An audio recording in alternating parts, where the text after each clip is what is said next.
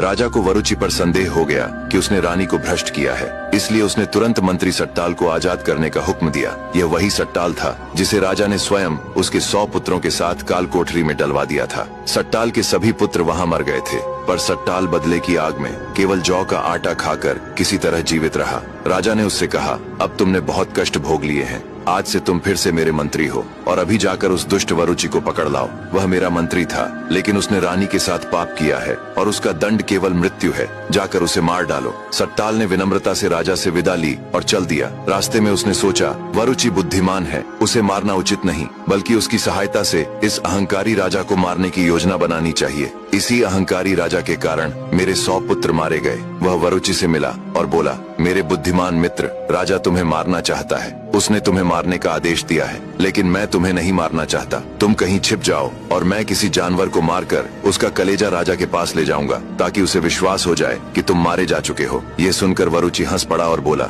मित्र, तुम चाहो भी तो मुझे मार नहीं सकते और कोई भी मुझे छू तक नहीं सकता, क्योंकि मेरे पास एक महाभयानक दोस्त है जो हमेशा मेरे साथ रहता है। इतना कहकर वरुचि ने ताली बजाई और बोला, मित्र, तुरंत आओ। तभी एक महाभयानक दैत्य प्रकट हो गया। उसे देखते ही सट्टाल स्तब्ध रह गया, उसकी सांसें रुक गईं। दैत्य ने वरुचि से पूछा, क्या बात है मित्र, तुमने मुझे क्यों पुकारा? वरुचि ने कहा, हे मित्र, ये मेरे साथी हैं और तुम्हें देखना चाहते थे।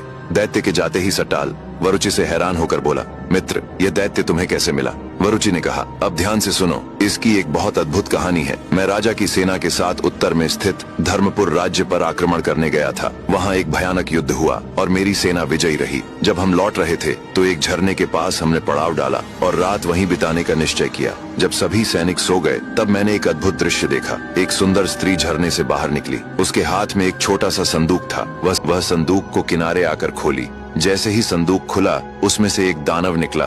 उसे देखकर स्त्री भय से कांपने लगी, पर दानव ने उस स्त्री को निगल लिया और फिर उसी झरने में समा गया।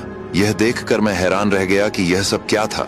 जब सुबह हुई तो मैंने अपने सैनिकों से कहा, तुम सब जाओ, यहाँ पास में एक बहुत विशाल मंदिर है, मैं उसका दर्शन करके आऊंगा। सभी सैनिक चले गए और मैं वहीं रुका रहा। रात होने का इंतजार करता रहा। जब आधी रात हुई तो वह स्त्री फिर से बाहर निकली और फिर राक्षस ने उस स्त्री को खा लिया। तभी मैंने ऐसा वार किया कि उस राक्षस का सिर धड़ से अलग हो गया।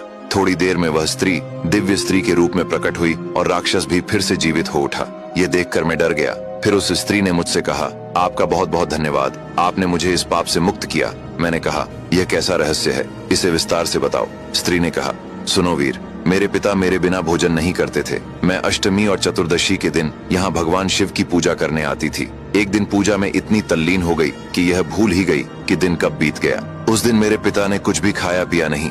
जब मैं घर पहुंची तो पिताजी ने गुस्से में मुझे श्राप दे दिया कि अब तू यहाँ रोज आएगी और तब तुझे यह राक्षस निगल जाया करेगा। कुछ समय पश्चात उसका हृदय चीरकर तू बाहर आएगी और यह घटना रोज होगी। यही मेरा श्राप है।